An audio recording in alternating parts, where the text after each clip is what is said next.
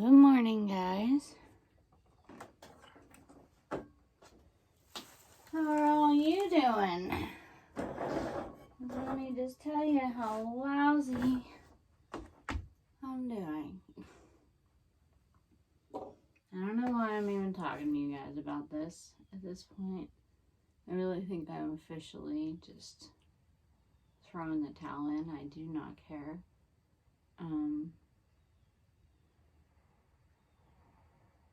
I think a lot of you now realize how rough depression and anxiety can be during the pandemic. I think that it brought a lot of awareness to the average Joe. But can you imagine those feelings you've been feeling lately and living like that your whole life? Today is a really bad battle, and guys, it's only 7:30 in the morning.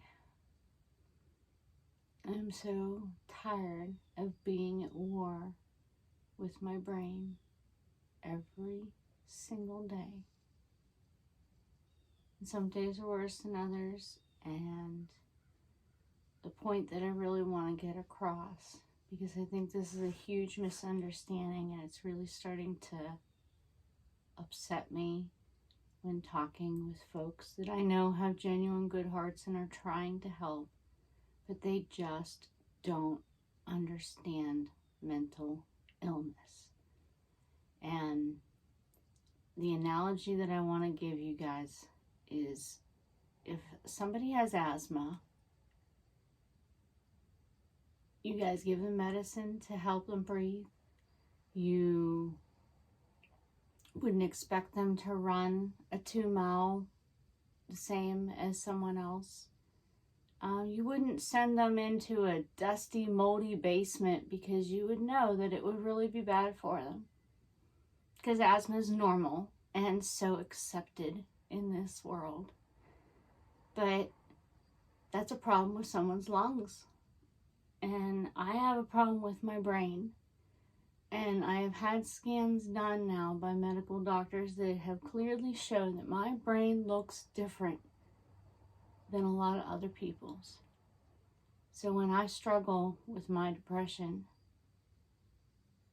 I'm getting really frustrated that people are still expecting me to go into that dusty, moldy basement. It's getting rough. But I also know that because it is an organ, there are ways to take care of it.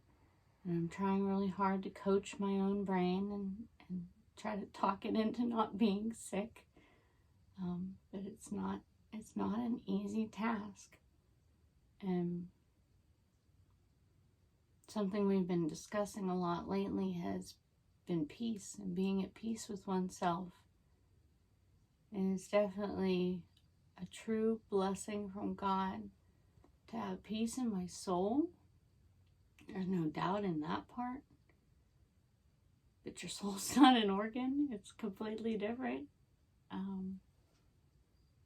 So I guess I just wanted to explain a little bit, talk to you guys, try to get you to understand that I can't just snap out of it.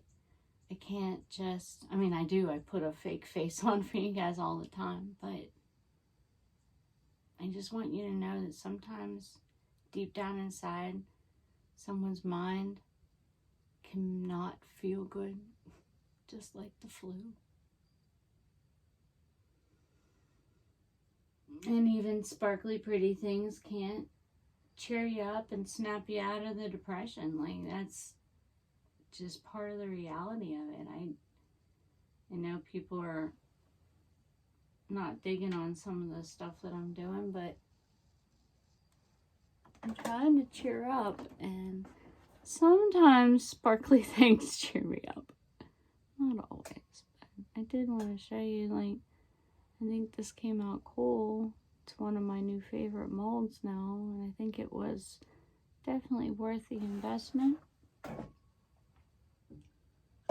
It is a 3-piece one, and I think these two quite spectacular. They're little tray like coasters. And this isn't even sanded or finished. And look how pretty it is. This is popped right out of the mold.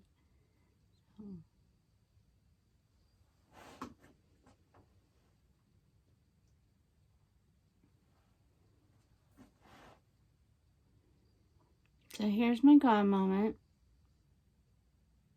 I was with Dale recording the sermon. You guys haven't heard it yet. But he's asked, what is your rock of Ebenezer during the pandemic? And learning this new art form has definitely been mine.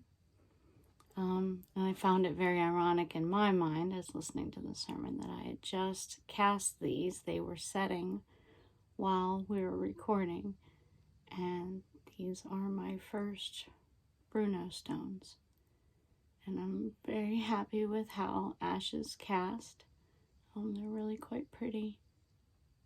And so now, not only have I learned a new art medium, but I also think I now have a little piece of him with me that I can look at fondly now instead of sad. So that's my God moment.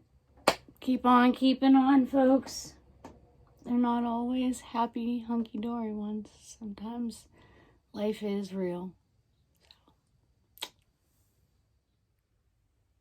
Guys, this seriously might be the biggest God moment of 2020 for me so far. I just showed Aiden my Bruno rocks, and he really liked them.